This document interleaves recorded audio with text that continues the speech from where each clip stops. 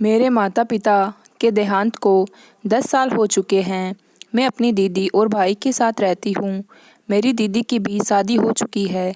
दीदी के पति का नाम अनुज है। वह भी हमारे साथ ही रहते हैं। आज फिर सुबह सुबह कचरा वाला आया और दरवाजे की तरफ जल्दी जल्दी बढ़ने लगा। दीदी किचन में बिजी थी, इसीलिए मैंने ही जाकर दरवाज़ा खोला।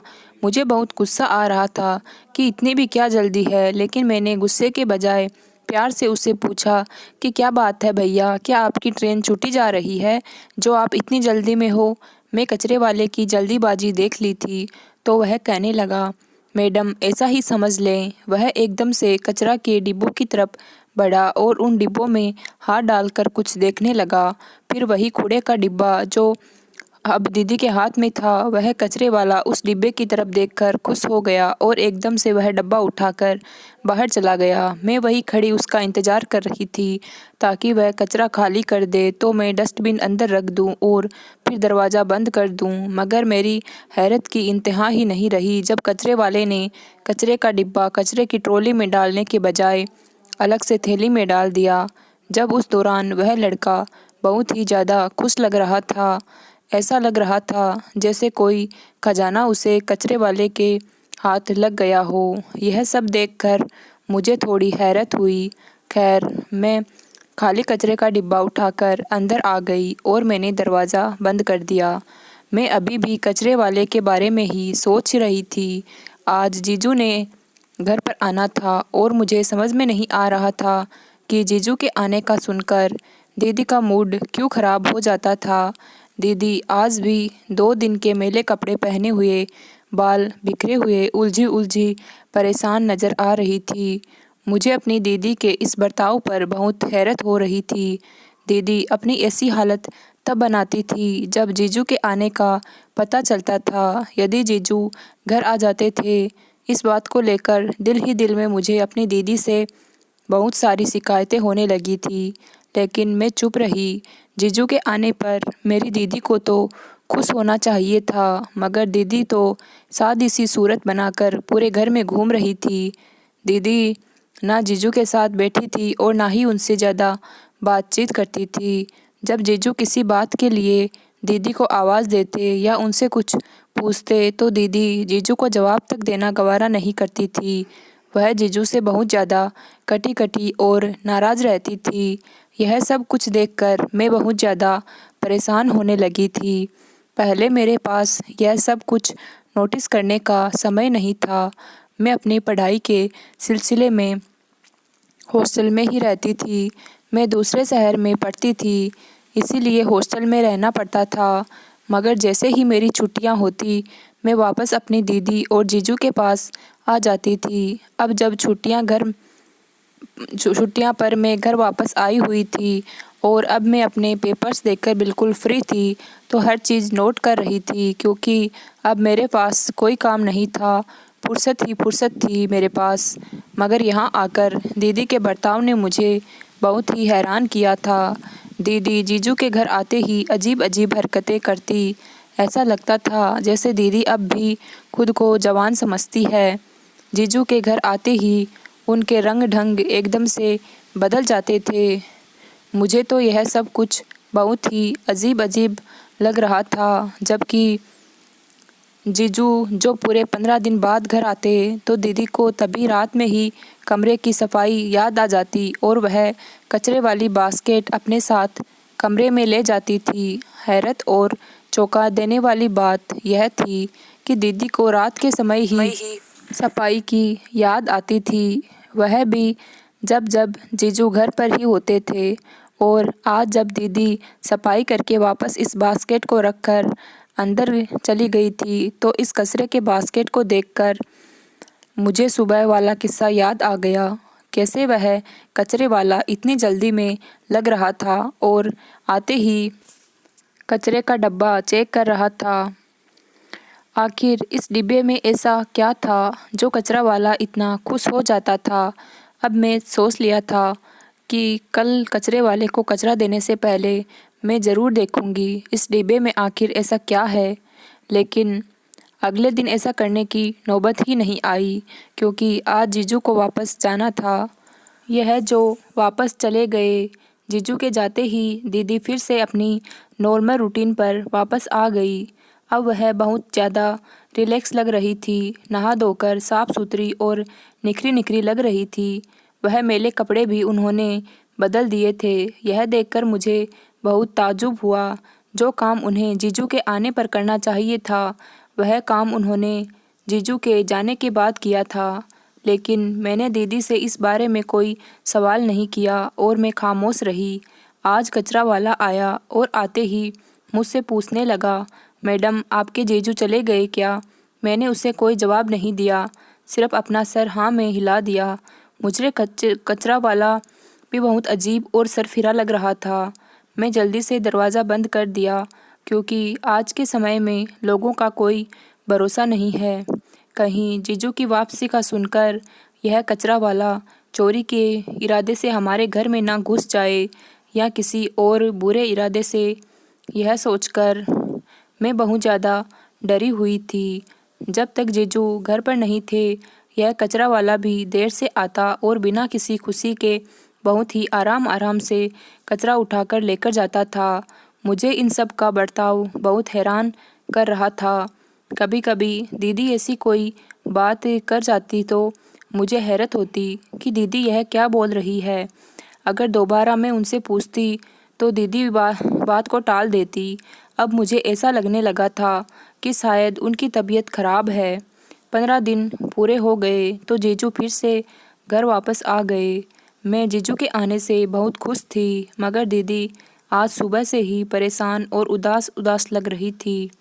जीजू के आने से दीदी को बिल्कुल भी खुशी नहीं होती थी और यह बात देखकर मुझे बहुत बुरा लगता था। मैं यही सोचती रहती थी कि दीदी का बर्ताव ऐसा क्यों होता है।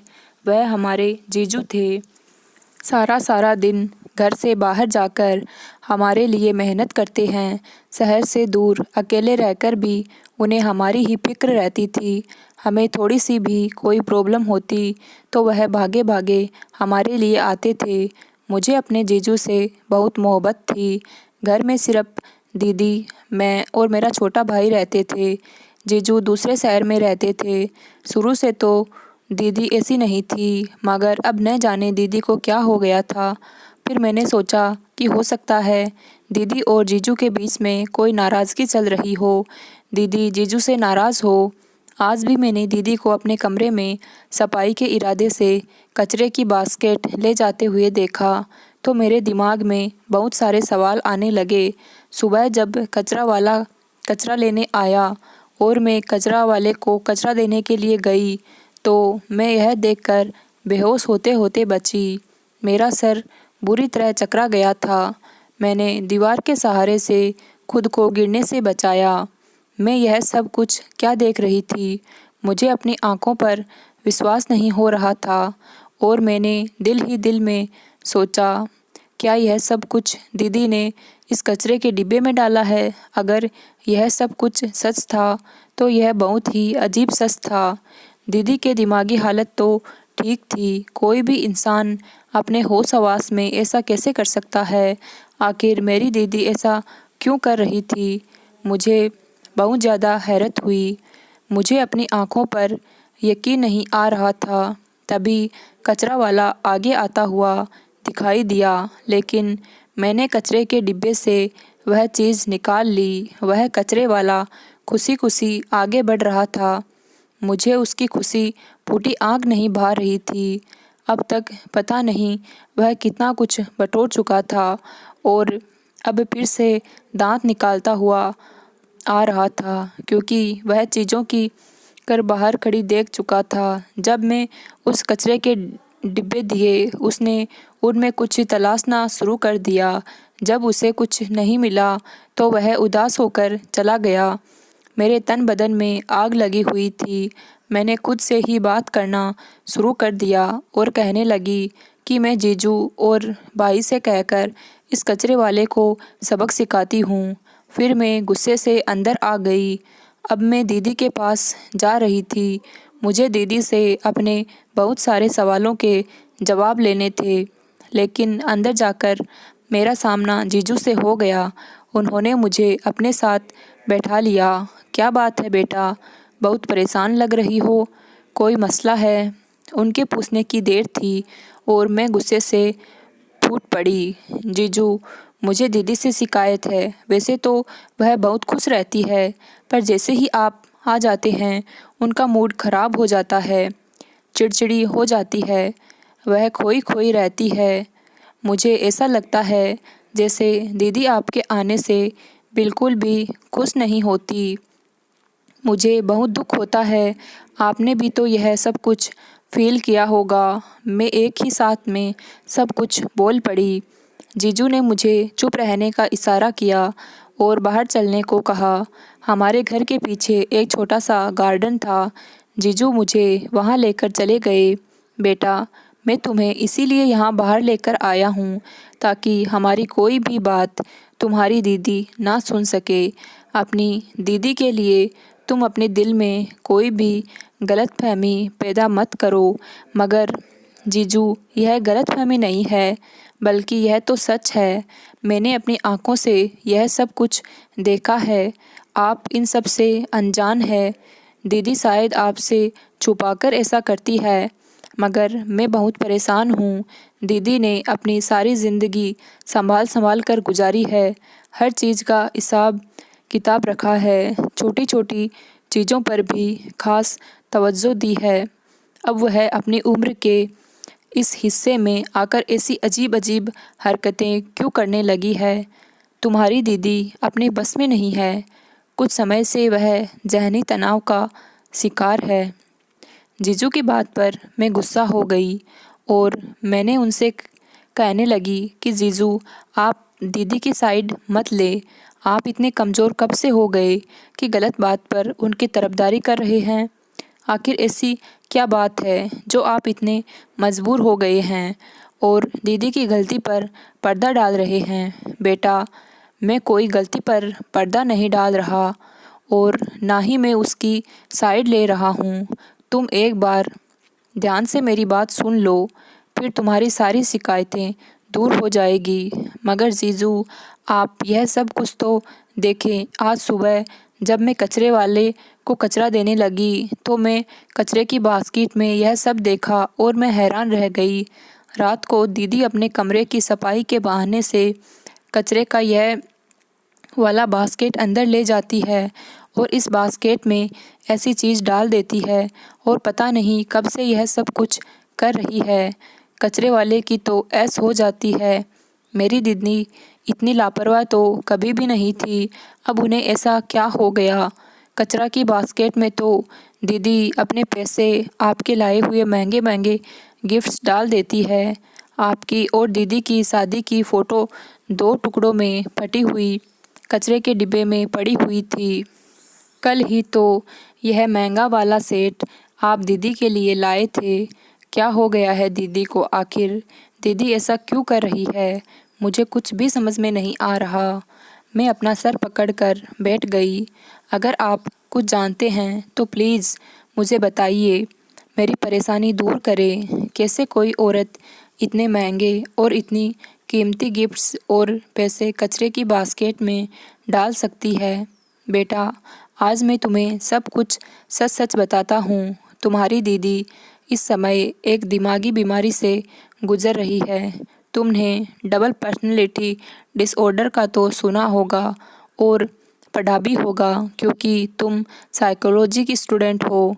तुम्हारी दीदी मल्टीपल पर्सनैलिटी डिसऑर्डर का शिकार है, जिसमें इंसान खुद को अलग अलग रूप में ढाल लेता है। वह एक ही समय में अपने कई रूप जीता है।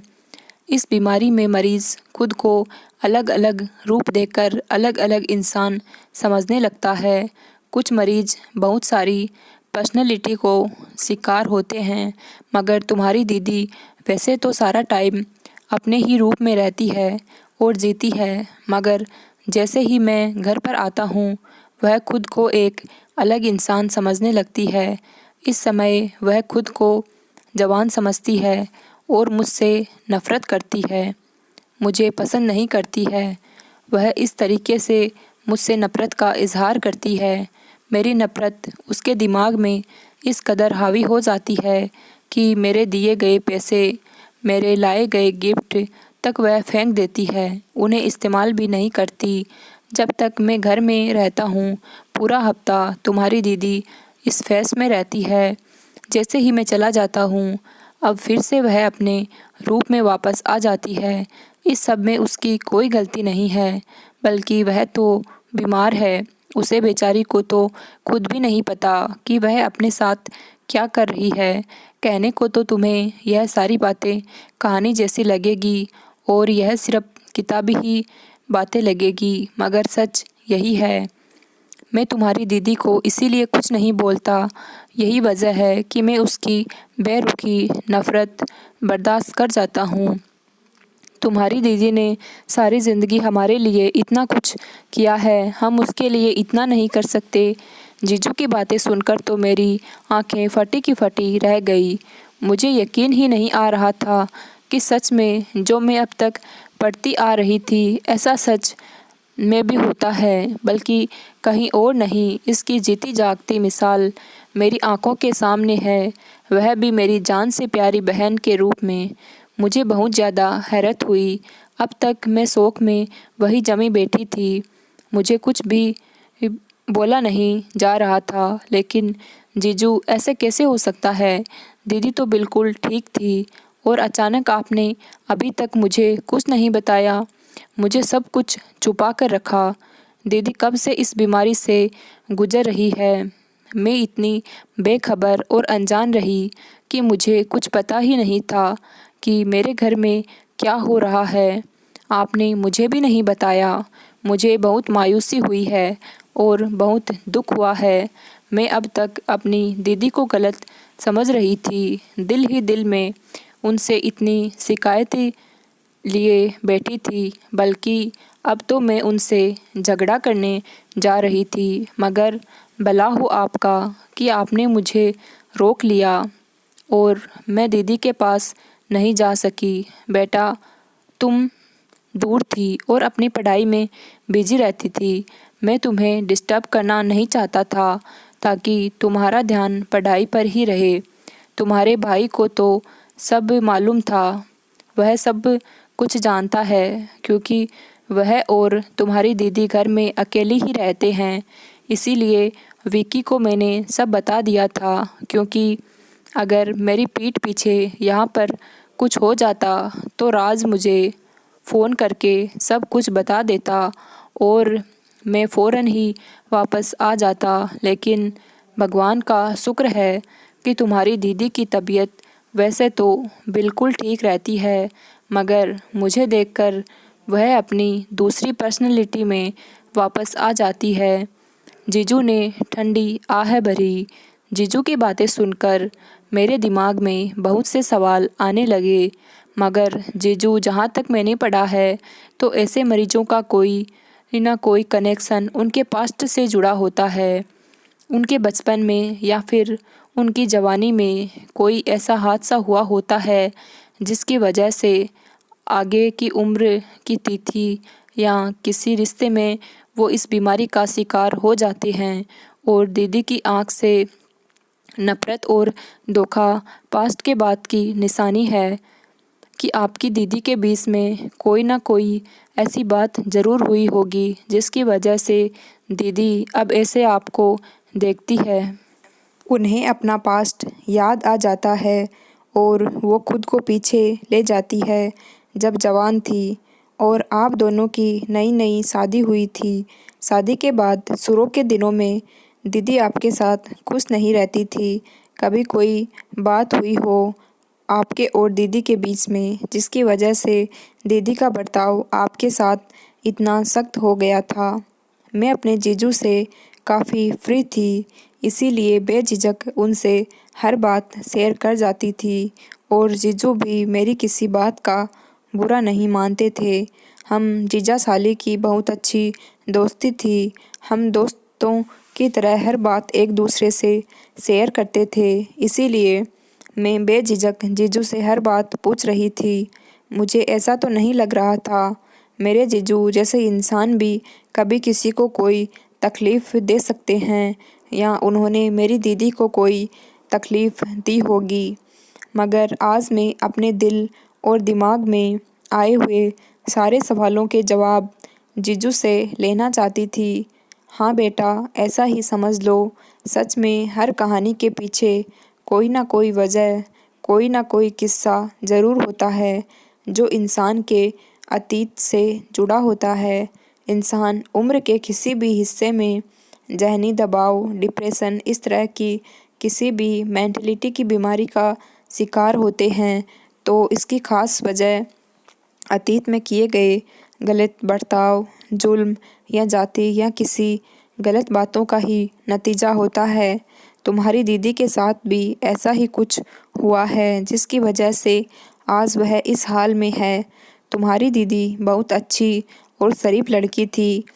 वह मेरी माँ की दोस्त की बेटी भी थी, मगर उसके माता पिता देश से बाहर कनाडा में रहते थे। उनके माता पिता की गिनती भी ऐसे ही हिंदुस्तानियों में होती थी जो सारी उम्र तो देश से बाहर रहते हैं, मगर जब बेटियों की शादी का समय आता है तो हिंदुस्तान आकर उनकी शादी अपने देश में ही करवा कर जाते हैं।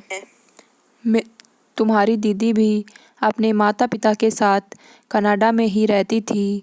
वह सारा बचपन गुजार पली बड़ी, वहाँ से पढ़ाई कंप्लीट की और जब शादी के लिए वह हिंदुस्तान आई और उनके माता पिता अपनी बेटी के लिए रिश्ता ढूंढने लगे, तब फ़ौरन मेरी माँ ने उनसे अर्पिता का हाथ मांग लिया। अर्पिता के माता पिता फ़ौरन इस रिश्ते के लिए राज़ी हो गए क्योंकि मेरी माँ और अर्पिता की माँ आपस में बहुत अच्छी दोस्त थी। अर्पिता के माता पिता की छुट्टियाँ भी कम रह गई थी और जब माँ ने अंकल के आगे अपने हाथ फैलाए और अर्पिता का रिश्ता मांगा तो अंकल भी खुश हो गए और इस समय हाँ कर दी। उन्होंने कहा कि मेरी माँ से बढ़कर उनको किस पर भरोसा हो सकता है।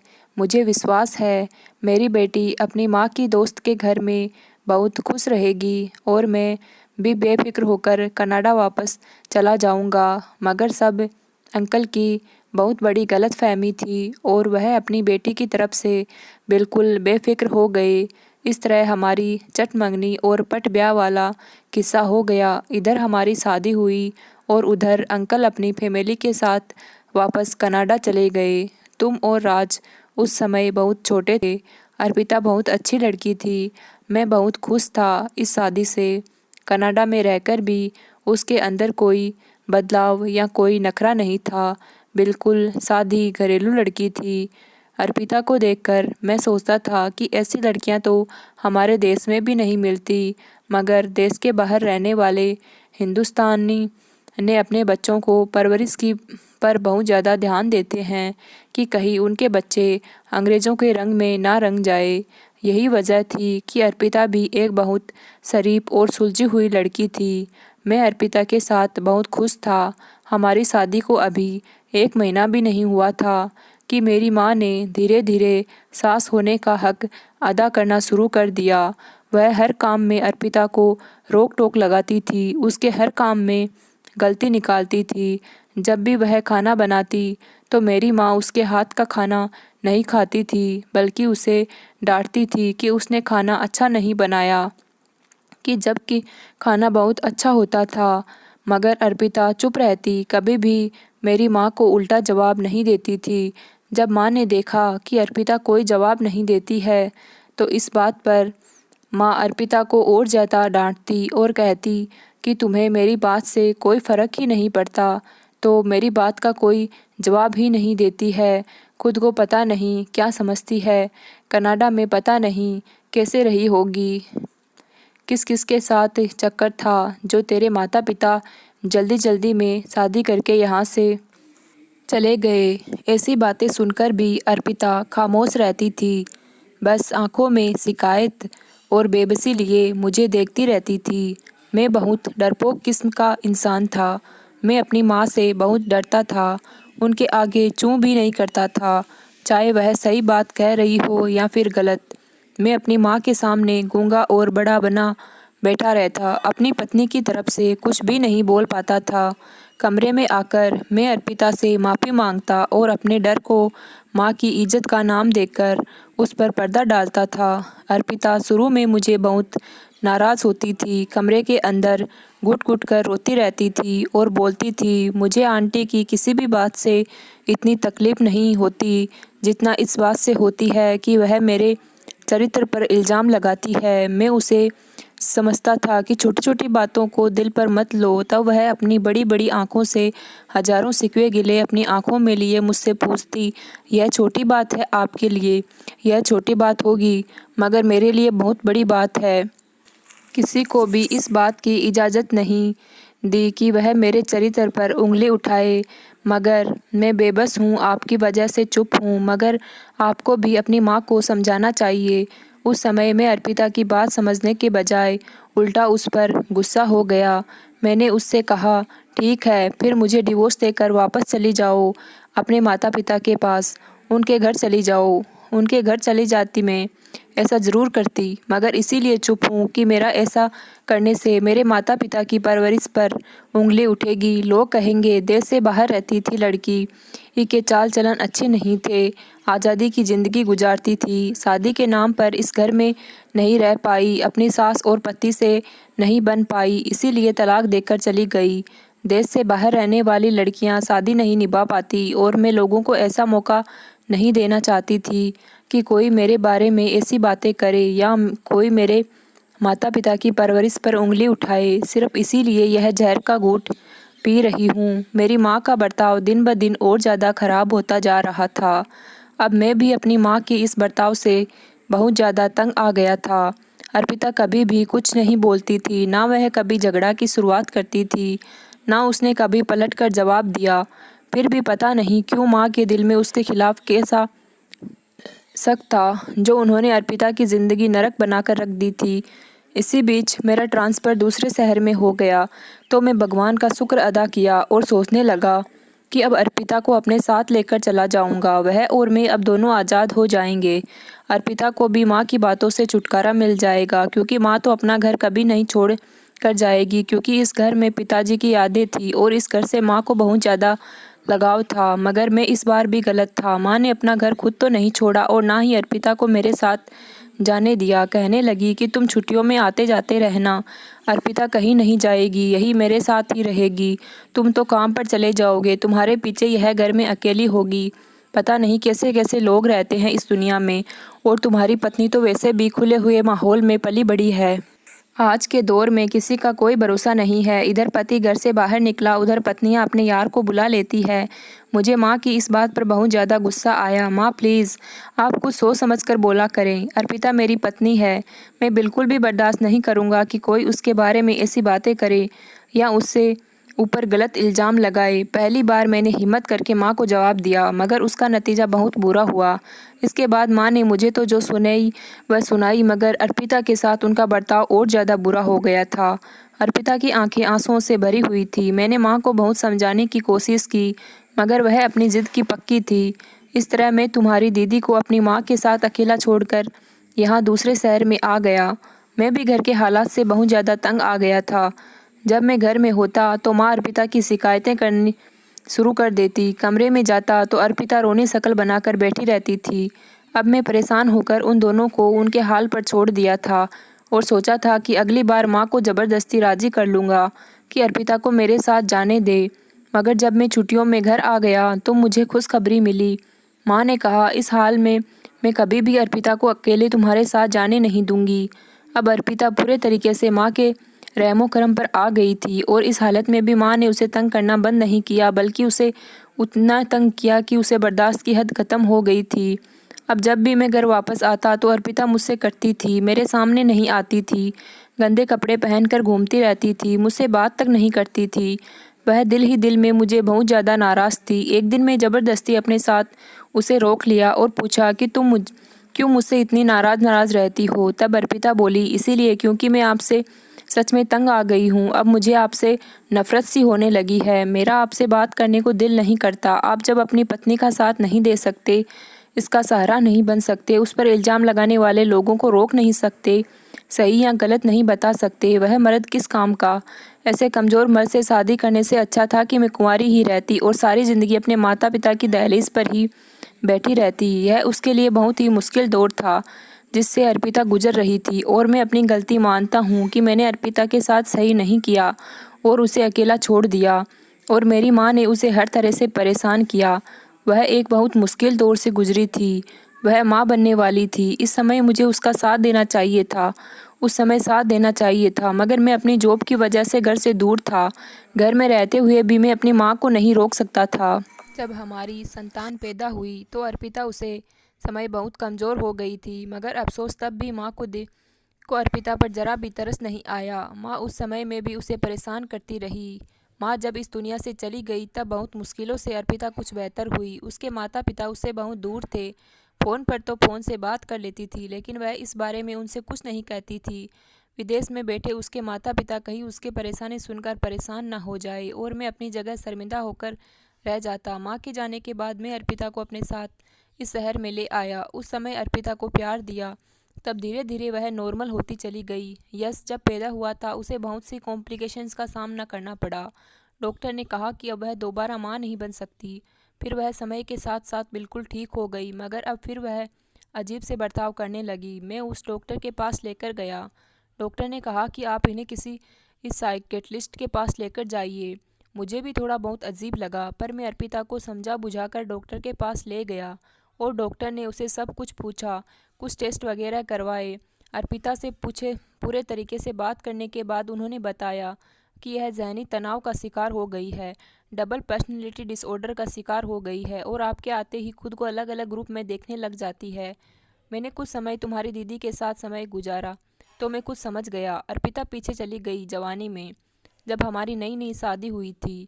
अब हम इस उम्मीद में हैं कि तुम्हारी दीदी पहले जैसी एकदम से ठीक हो जाए। अब हम सबको उसका बहुत ख्याल रखना है। अर्पिता ने हमारे लिए इतना कुछ किया, अब हमारी बारी है कि हम सब मिलकर अर्पिता के लिए कुछ करें। इन सब में गलती मेरी ही है, मेरी वजह से ही वह इतनी तकलीफ़ से गुजरी थी। उसने अपना बुरा समय नहीं भूला, जो उसकी ज़िंदगी का सबसे बुरा समय गुजरा था। यही वजह थी कि उम्र के हिस्से में पहुंचकर फिर से वह पीछे चली गई और दूसरे रूप का शिकार हो गई। जीजू की बातें मुझे बहुत परेशान कर गई थी। वह वक्त गुजरता गया, मगर दीदी अब भी उस बुरे समय में अटक कर रह गई थी और उसी में जी रही थी। मैं अपनी दीदी को इस तकलीफ़ से नहीं निकाल सकती थी जिस तकलीफ़ को उन्होंने दोबारा महसूस किया। मैं अपनी दीदी का बहुत ज़्यादा ख्याल रखने लगी थी। अब मैं उनकी बहुत दिल से इज्जत करती थी, उन्हें अच्छा समय याद दिलाती थी, उसकी बातें करती थी, जीजू के साथ गुजरी हुई हंसी मजाक का वक्त याद दिलाती थी। हम सब एक साथ बैठकर मस्ती मजाक करते थे ताकि वह अपने असली रूप में वापस आ सके। हम सब मिलकर अपनी तरफ से पूरी कोशिश कर रहे हैं और भगवान से प्रार्थना कर रहे हैं कि मेरी माँ जैसी दीदी जल्दी से ठीक हो जाए। दोस्तों, उम्मीद करती हूँ कि आपको हमारी कहानी पसंद आई होगी। कहानी पसंद आई है तो वीडियो को लाइक करें। चैनल पर नए हैं तो चैनल को सब्सक्राइब ज़रूर करें। धन्यवाद।